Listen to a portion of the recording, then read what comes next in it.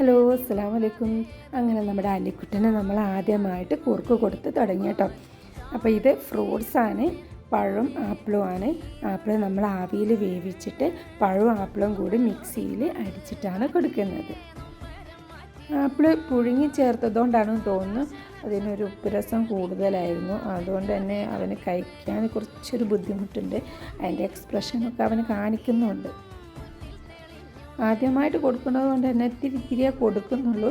ഒരു 2 സ്പൂണൊക്കെ കഴിച്ചപ്പോഴേക്കാണ് അവന് ഓക്കാനിക്കാനൊക്കെ തുടങ്ങി. അങ്ങനെ പിന്നെ ഞാൻ കുറച്ച് കഴിഞ്ഞപ്പോൾ ഞാൻ ആപ്പിൾ പുഴുങ്ങാതെ തൊലി കളഞ്ഞിട്ട് മിക്സിയിൽ പഴവും ആപ്പിളും കൂടി അടിച്ചു കൊടുത്തിട്ടുണ്ടായിരുന്നു. ഇത് തിന്നതിനെക്കാട്ടും നല്ലപോലെ അവന് തിന്നിട്ടുണ്ടായിരുന്നു കേട്ടോ.